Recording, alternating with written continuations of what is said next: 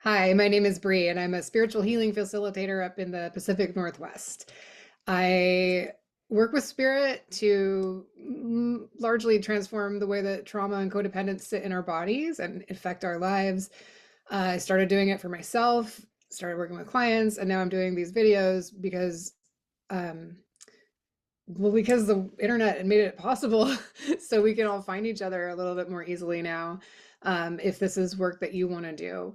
Um, my guidance, and I will never work with people's energy that doesn't want our help. So if you want to see what this is about before allowing us to work with you, just set your intention to observe only. And then you can go through the video later with the intention to participate. And in which case my guidance works with people's guidance uh, to bring in frequencies. If we do etheric surgery, we'll be removing structures and devices from the energy fields. Sometimes we need to change some consciousness before we do that.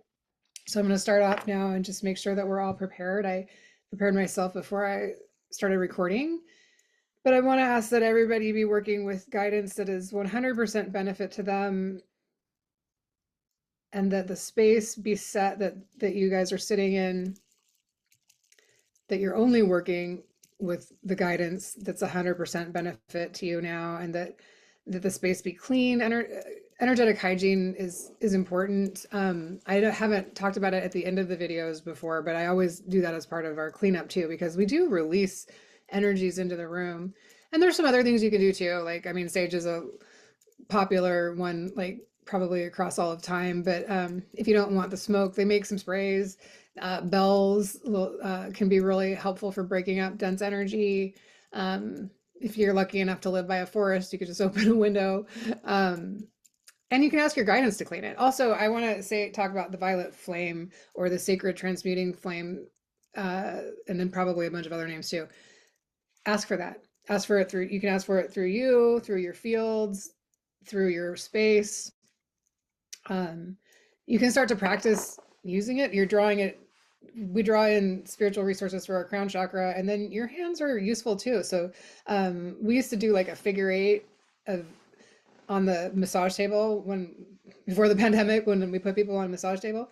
When we were done with a client, we would do a figure eight over the bed to kind of clean the bed when they were done. And you can also shake the sheets. And I say this in your own bed too, because I do a lot of my work laying down, and and it, I can feel the energy when I shake those sheets. It's like, whoo, yeah, we're really.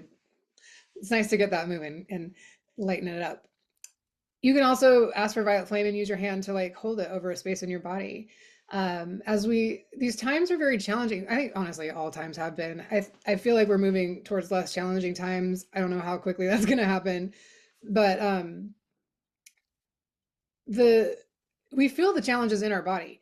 Like, so I encourage you to, if you're having a stress, if you're feeling a sense of urgency for something that's not urgent, or maybe it is urgent, maybe you really believe it is urgent, but like, will being stressed out about it actually improve your ability to be helpful?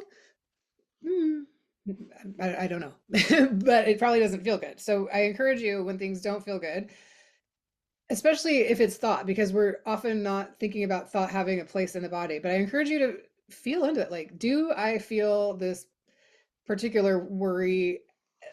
Is it on this side? Is it on this side? Oftentimes, just becoming aware of where it sits can help it move. You can also ask your body, what do you want me to know? Every pain and stress in our body is feedback. Sometimes it takes a little more than just asking, but often just tapping into it or asking lets it move. A lot of the time, the reasons it doesn't move out is because it scares us and we shut down and we don't want to feel it. So we're like, I'll mental my way out of it. I'll do some thinking and, and that'll solve my problems. When really what we did just need to do was feel it, and it could go. A lot of times emotions just want to move. Other times we do need to do a little bit more work to release it. And that's what these videos are about, is I wanted to be able to share this kind of work, because it's, I didn't grow up with it. I didn't ever, honestly, I never thought I would find somebody who could do it, let alone become somebody who could do it.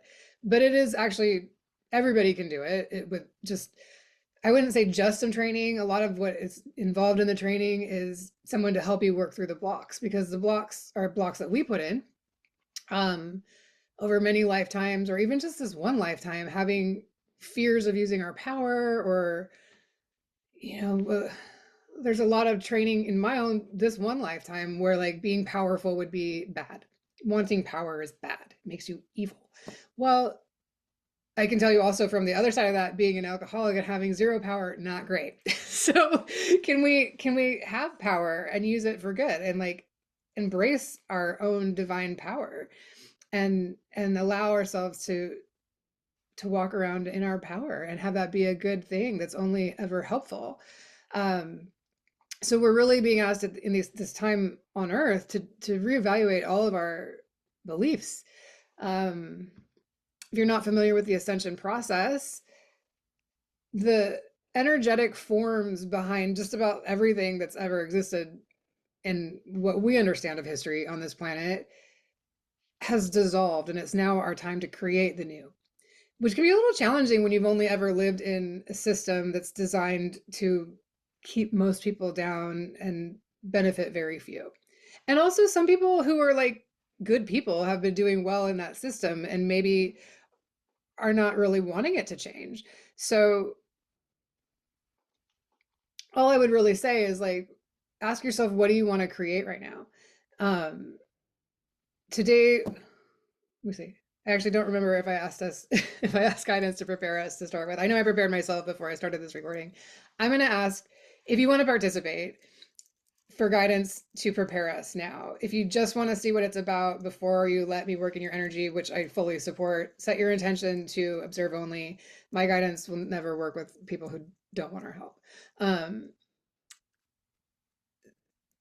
Okay. And you might see my hand moving. I've got a pendulum here. It is not crystals. I'm not asking crystals questions. I love crystals, but they're a different kind of consciousness. I'm using this just as a tool. My guidance, I let them work through my, come in through my crown chakra, move my hand. While I'm talking, I can be kind of like, is it? And they can be like, you know, yes or no with the pendulum. Also, I might just let it spin to see if like we're ready to move on. Sometimes if we're working on something that takes a minute for the energy to shift, we want to pause before we start talking about the next thing. I'm going to talk about some things because tapping into them consciously will sometimes bring up the stuff for guidance to be able to then remove. Today, we're going to transform a lot of belief response patterns. So yeah, so if you're just observing and you decide later that you do want to participate, just watch the video again and set your intention to participate. You might want to get comfortable and lay down. I do a lot of this work laying down with my eyes closed. It kind of helps me feel into where things are in my body and how much I'm resisting and do I, you know, letting it go and stuff. Okay. So today I wanted to talk about self-pity and victim consciousness because that's what I was struggling with a lot last week. I had a lot of it coming up. I've been doing this work long enough to know that I don't want to give life to it, but that's a lot easier said than done when you've got the response patterns in your body, and which I mean by that is like wiring. When we have a trauma, uh, there's I just call it wiring because I grew up in a construction family and it makes sense to me. Like you turn this switch on, that light goes on. You turn this switch on, that light goes on. Patterns can be the same. You hit a certain trigger, this energy happens. You hit a trigger, this energy happens. And one of those energies are things like escapism and self-pity. Like I don't want those things to get turned on just because I'm walking through life. I really don't want those things turned on ever. So we need to rewire. So when whatever trigger happens, maybe I automatically draw in safety. What a more pleasant experience than self-pity. So that, especially in this world, and I want to talk about projections a little bit too. So I do these videos to help. I want the people watching them to feel better. I also want the world as a whole to become more peaceful and safe. And I believe that that happens through each one of us individually transforming our consciousness. And I don't think it's small. When we do work on ourselves, I do not think that's small. If you're a person who wants to watch the news and then use that as a way to go like change policy, hallelujah, we need that too. But we don't have to be that kind of person to make huge changes in this world. Not everybody is designed to do that. And so what I want to put out there, because I know it's really challenging, is how careful we need to be about the projections that we're putting on people right now. And I'll just say like especially world leaders. It's really easy to watch behavior that we think is horrible. I mean, war, I how can you so I'm not talking about when I say we need to be careful about our projections and what we think about people, I'm not trying to say that your thoughts are wrong. Um, I know kind of when I got sober, there was a lot of training. I was told a lot that my thoughts were insane and I didn't need to believe them or I needed to not believe them and that kind of thinking. And that's not what I want to go. That's not the direction I'm going. I don't I think that insanity can be a frequency. We need to be willing to see it when it comes up. Just like I was saying with the emotions we push down because we don't want to see it. Like oftentimes, if we just go, "Oh wow, that's some insane energy," that can move out. Like it does.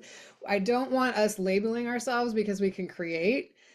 Certainly, if you have psychological needs, get your psychological help. I'm not trying to replace that or replace medicine. This is what I do is different.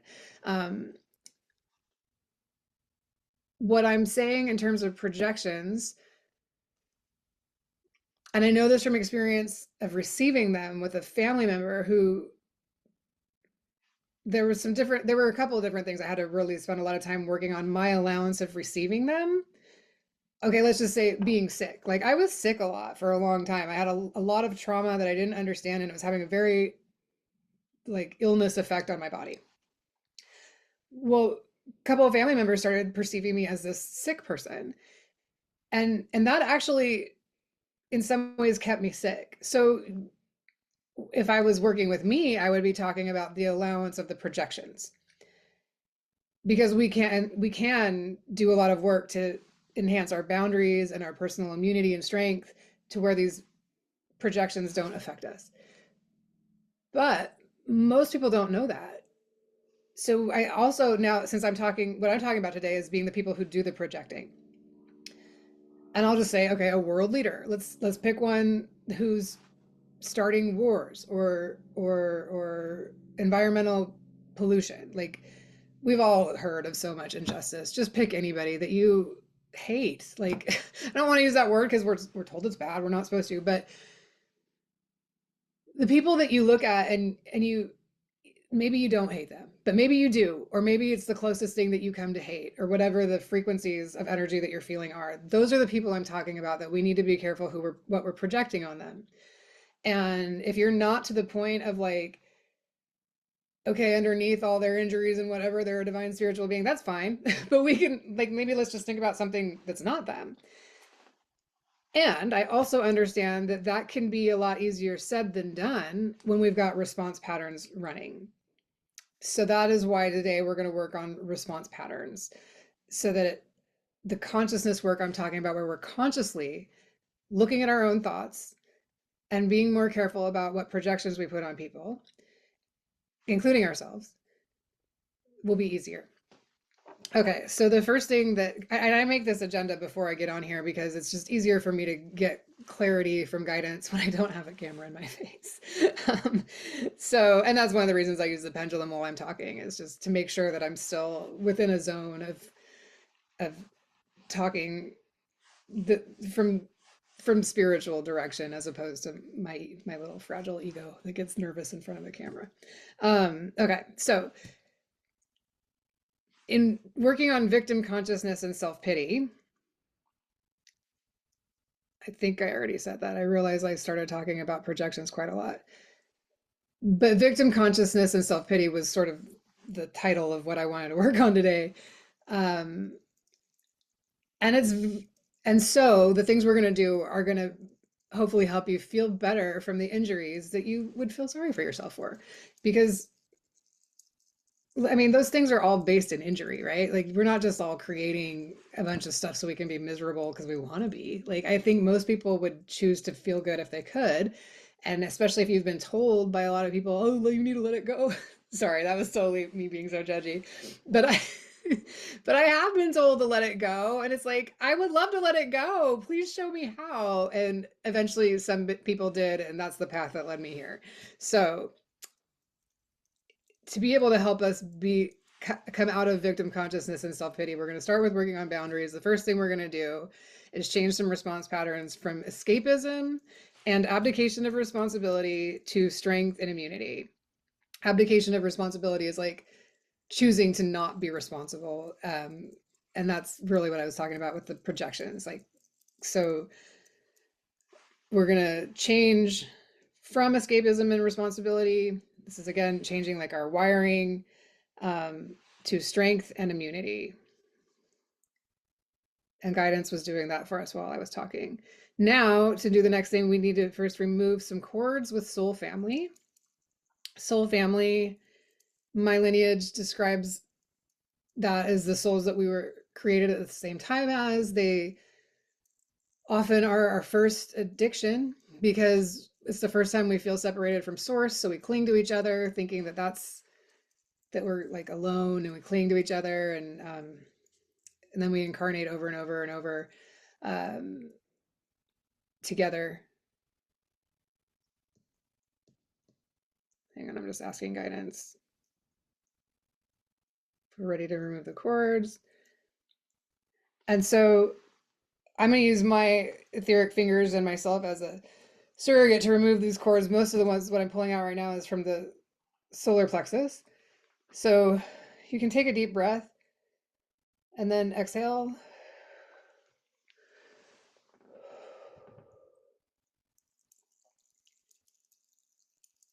And now Spirit's sort of cleaning out the cobwebs, as my teacher Barbara Standiford used to say.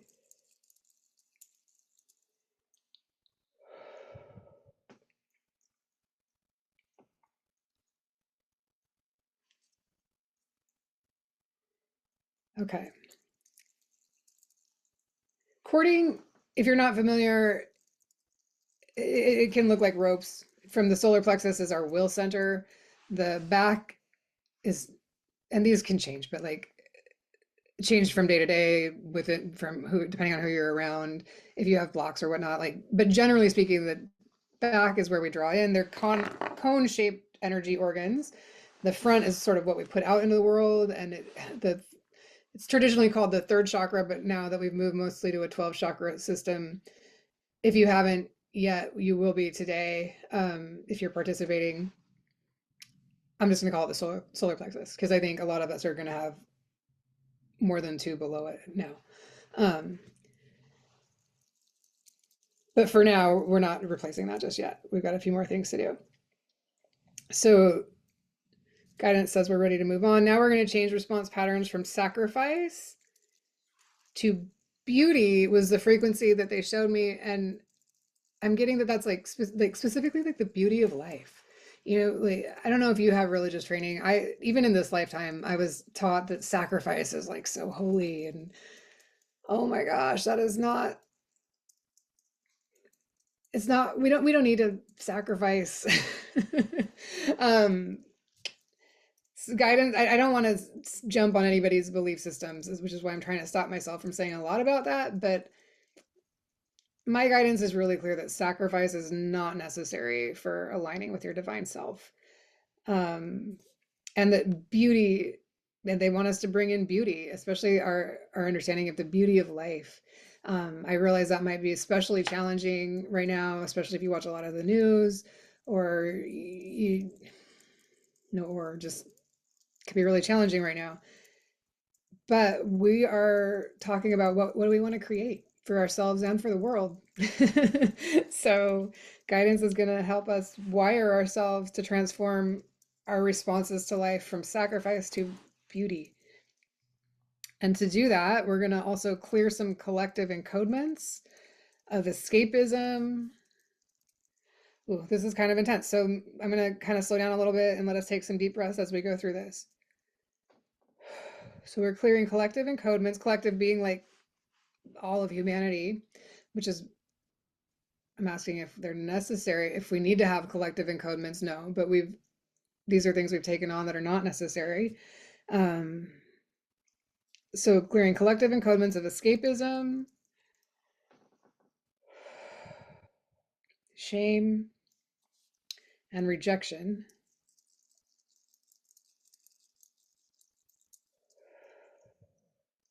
Rejection can be like from somebody you love or from God. I think a lot of people have felt rejected by God. I mean, for me, it's not hard to understand why. Like, it's just,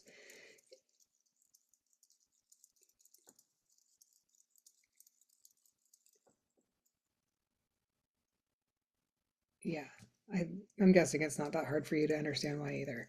Um, okay, so we're replacing those.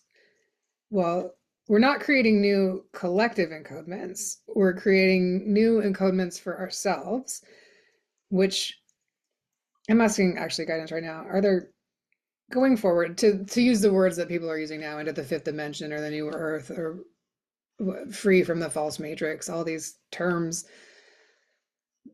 but we are creating something new. Earth herself is done with what she's been allowing us to do, like to play out the separation game is what my primary lineage described it as. Is that Earth is done. Like she's like ready to move on. Let us do that here for a long time. There's other places we can go if we are really, if people are really committed to still living in separation, they can do that somewhere else. Earth is moving on. And everybody here who wants to stay here is going to move on too. Um, and that means frequency changes.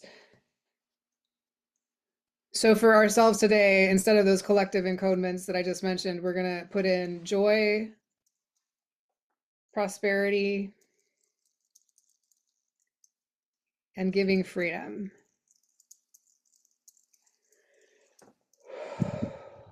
And for giving freedom, when I was working with guidance to prepare this, I got that that's especially to those who are still invested in suffering in this lifetime.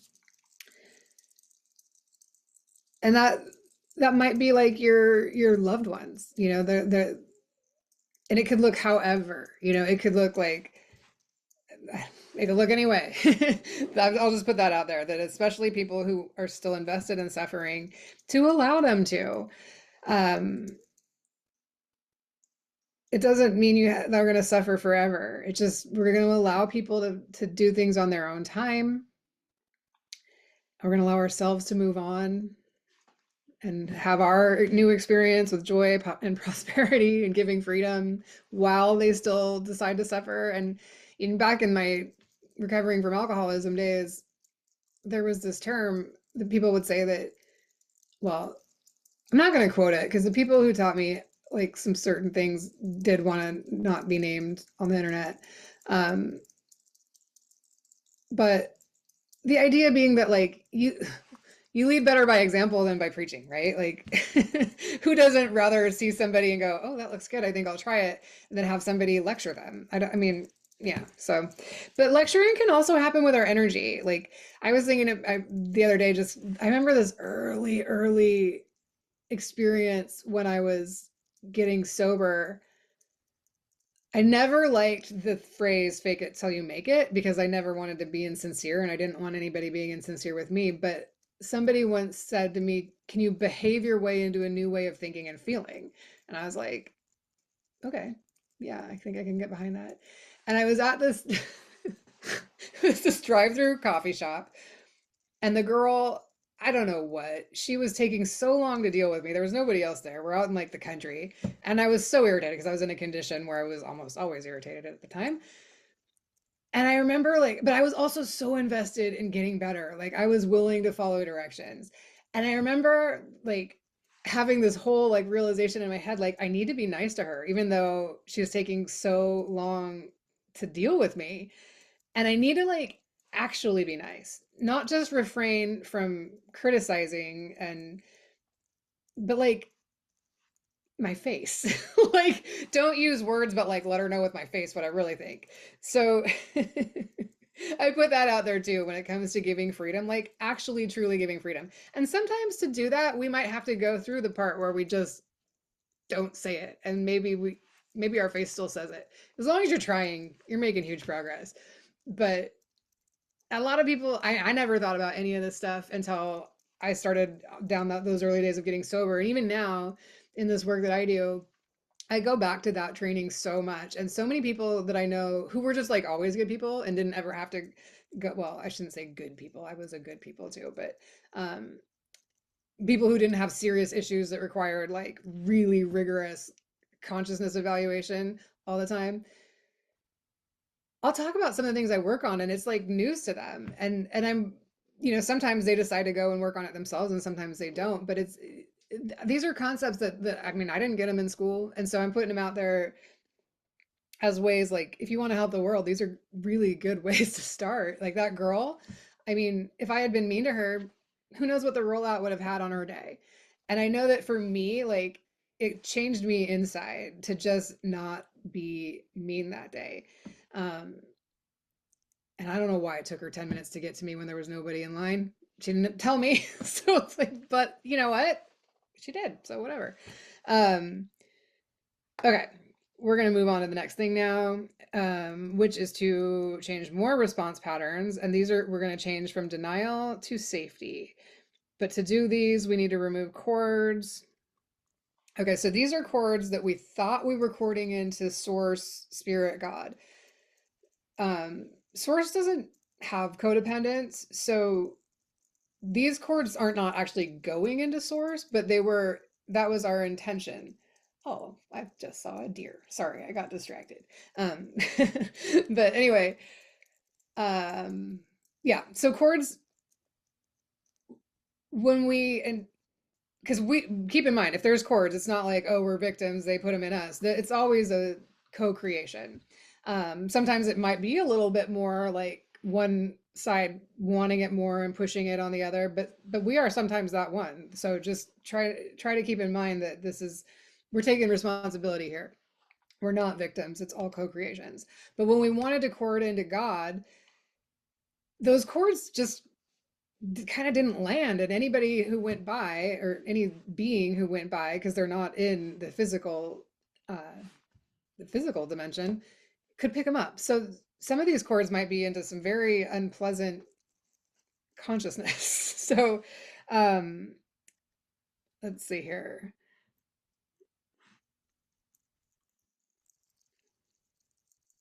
So I'm going to ask now that guidance re-educate all of the aspects of ourselves on all levels of consciousness about the benefit of doing these cordings, because we did it because we thought there was a benefit. um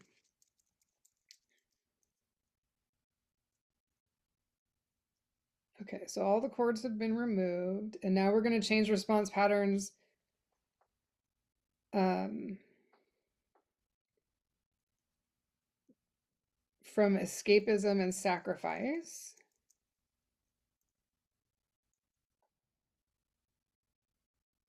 Let me look. When I made my little plan here, I didn't write down the positives that we're replacing them with. Spirit says that's okay. It might be maybe because they're individual more to you guys. Sometimes we can do things where we have enough common ground that we can all do the same stuff, but I'm think I'm getting that this is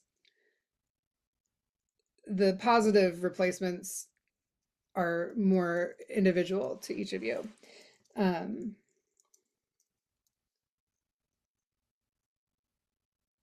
okay.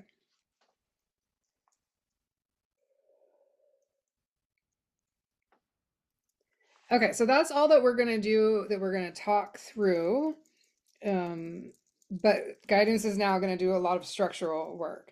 Some of this will be individual to you, and some of it will be the things they're going to do for all of us are upgrading to a new chakra system. Then that's the 12 system. And even having a 12 chakra system, our systems might not all be the same anymore because they're a little bit more specific to our life purpose now than they were when we just had the 7.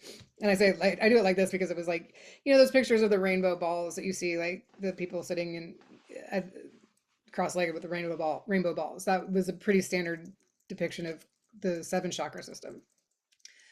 But even back then, the different cultures had different chakra systems. There are minor chakras too, and you could take such a deep dive into chakras, but for now, we're gonna ask that guidance replace the chakra system with the highest and best system for you at this time. Guidance tells me that everybody's getting a 12 chakra system. Everybody's getting a new etheric immune system. if you have physical immune problems, you might see this like roll out into it, but it might take weeks, months, or years. So if you're getting medical care, please continue to do so. Um,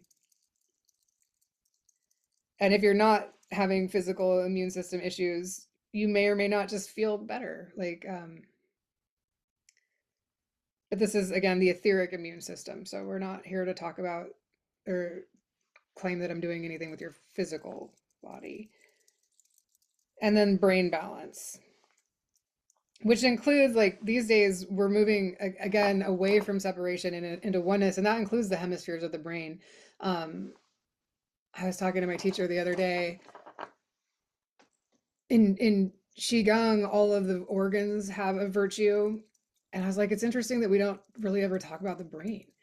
And she one of the things that she said that just I thought so interesting, she's like, you could almost say that we have a lot of brains, like the way, for people who know anatomy, there's a bunch of different sections of the brain, like the corpus. I think the corpus callosum is the middle divider, which is actually being dissolved etherically for a lot of us. But there's I'm totally forgetting the word for the one, frontal lobe, and then the occipital lobe and the amygdala. I don't know. Anyway, there's a lot of them. And one of the things that's happening right now is that they're going to start working together more and having less separation. Um, Okay, so guidance is still doing a little work. I just wanted to talk about a couple of things that you can do for yourself. Um, Hang on. Guidance, something just came up. Guidance wants me to pull out the charts so that they can finish helping everybody integrate.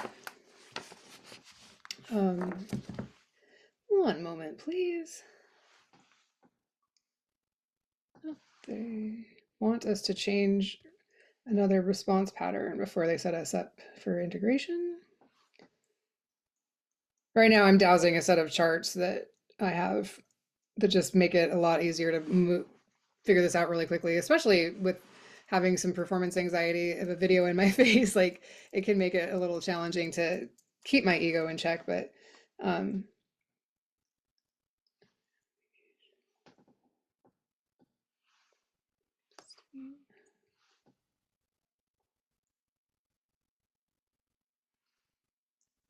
okay, so we're going to change abdication and low self-esteem to belonging and self-confidence. And this time guidance wants me to use my hands a little bit. Let me ask where. I'm just going to douse on my body. So, and then actually I'm going to ask what meridian that is, because that might give me a little more information too.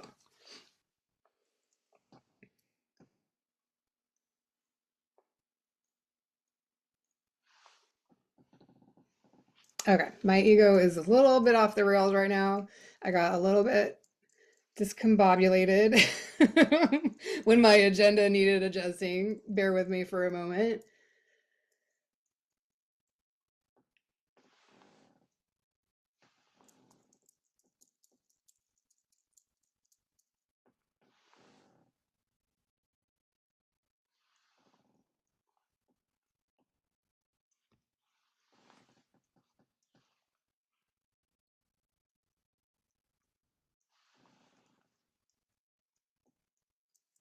Okay, Spirit's having me put my hand right below my left breast, um, in the emotional body. So I'm looking down, and it's about like maybe 3 inches away from my skin.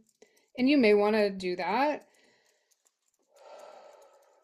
And now it's moving a little. Let's see if I put if I touched my skin, it would be just above my belly button, but it's again out in the emotional body.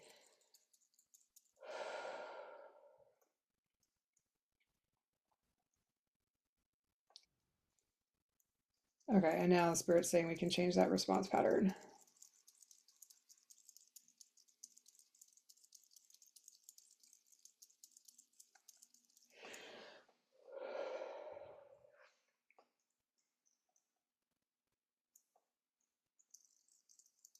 Okay.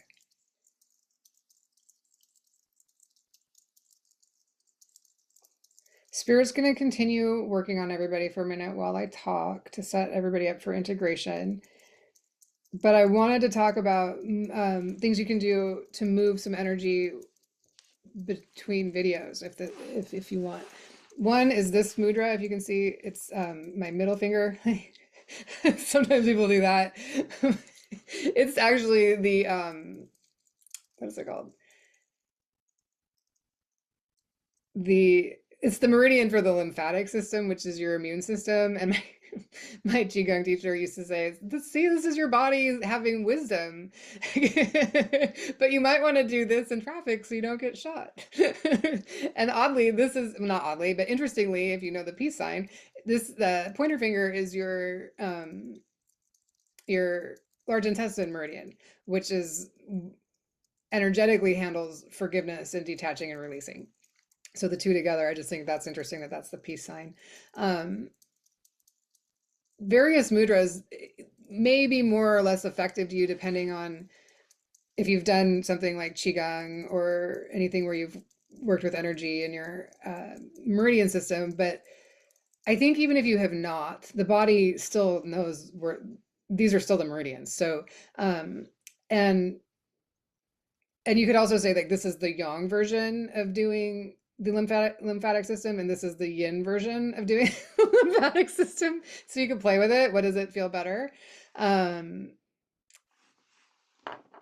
Traditionally, yang would be the heaven energy coming from the top, or did I say that right? Yang, yeah. Yin is earth energy coming from the bottom. One of the things I was gonna suggest to you is different breathing. Like we call when we go, you can't, because of my background, you can't really see my arms, but if you go down, sort of palms up and down, you can even imagine connecting your fingers to the earth. And then we call it a gathering breath, bringing up the energy. And then at the top, kind of about like up here, well, you can play with where you feel it. Do you feel like your energy column? It might be, it might be this far apart. Your hands might want to be this far apart. You can play with it. It might vary from day to day. But so we bring the energy up, and then we connect to the heaven energy and bringing it down through the center of the body. And then I usually right about here go have to take kind of another breath because it gets a little sticky, and then and depending on what you're moving, it might get sticky a bunch of times and it might not be sticky at all. And there was one woman I heard her whole qigong practice was just doing that. But you can also play with reversing it. You can connect your fingers to the earth and bring the energy up the center column, and or maybe you want to bring it up a little the front of the body, and then you can rotate your hands because that's the way hands kind of work when you go up. Yeah, here, play with it. I mean, all of these things you can play with it, like, and then bringing down the outside of your energy egg. Some people call it. Cindy Dale calls that energy egg your 12th chakra and how you connect to the universe. But also you can do this, bringing it up the center column. Now, this time, instead of thinking okay, I had mentioned the Ren and the Du, or did I? I did not use those words, yin and yang. Ren is the meridian that comes up the center of the body, sometimes called conception vessel, because I think these are our first two meridians. And then Du goes down the back, down the center. And you can play with, you can play with running the energy on that circuit, and you can also play with reversing it if that feels good to you. It might feel different depending on your gender identity. There are some exercises that were taught traditionally one way, and then it was really interesting. The man who brought my qigong lineage from China learned it from a Taoist monk, and where very, very rarely, if ever, was a woman allowed to learn qigong. Up here in the Northwest, which is where he taught, it was like 70% women, most of whom were like over 60. I was definitely the youngest. Well, I think there was one person who was younger than me in one of my classes, but generally speaking, I was one of the youngest, if not the youngest people in the class, and mostly women. And some of these women were very dedicated and had been doing it for a really long time. And they were like, I don't like the way that feels. I want to go this way. And he's like, okay, try it. So then he started teaching, like, play with it a little more. It was fun to watch changes happen because our structures are changing too in this ascension process. But so the other one you can play with is, now setting aside the idea of the circuit that goes up our front and down our back, think of yourself as the inside of a donut and bring the energy up your center column, which would be like inside, in or around your spine. Bringing that energy up.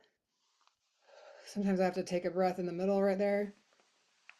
And then now, instead of just having it be like a line, like you're the whole donut, like 360 degrees down this. Sorry about my not having arms when I do this, but like um down the sides, down the front, down the back, and play with that. Like, can you turn your energy into the whole toroid? Toroid. It's like a donut. And then, do you want to reverse it? Does that feel good to you? In the I Ching, the Book of Change, which Qigong works with a lot of hexagrams, which means like six, basically symbols for drawing in energy you want. What's really interesting to me is the symbol for stagnation is the symbol for heaven over earth. Right? Kind of weird, huh? And the symbol, like, I don't remember all the symbols, but what you want to do is you want to get that flow. Heaven just sitting on top of earth is the symbol for stagnation. But once we start mixing it up and getting the flow, that's when health happens. And I just wanted to give you guys some things to do because we're doing some pretty deep work here and you might have some things come up. Also, you can give me a message through the Embodied Spirit Life Instagram. If you send me a message, I'll talk about it in the video, the next one I make. At least at the time I'm recording this, that's completely manageable. If this is 5 years from now, it may not be, but and then like other things that make you feel good, because we're moving energy. I know, like I've said before, like going for a walk, but honestly, like that's not enjoyable for a lot of people, or possible for a lot of people. And if you live, like I lived in Los Angeles for a long time, and going for a walk was far from peaceful. It was not at all enjoyable. But what I did like was I had a convertible and I would put the top down on my car and drive out to Malibu, sometimes at like 2 in the morning. Like when I was working through some of my deepest trauma, I was like, I'd be working on it for hours and I'd fall asleep because I'd kind of have to. And then I'd wake up and I'd be like, oh, I gotta move. My apartment just feels so gross. And like, I need wind. I need a lot of wind. So I did that more than twice. I don't know how many times I actually did it, but a few. So be open to, like, if it helps you feel like you're moving energy, it doesn't have to be like your idea of like, I mean, those things can be good too. Going for a walk can definitely be good. But so can a lot of other things. But just paying attention to your body. And then, like I said, feeling in, if you feel the stress, where do you feel it here? Or is it in your shoulder? And if you ask your body what it wants to tell you, does it move? Start paying attention. And if you have questions, put them out there and I'd love to talk about that more. I think that's enough for today. So get some good rest if you can, drink lots of water if you can, maybe some electrolyte tablets in that water might be a good idea. Just be generally good to yourself with the chemicals and the behaviors for a day or two if you can. And I will see you in the next video.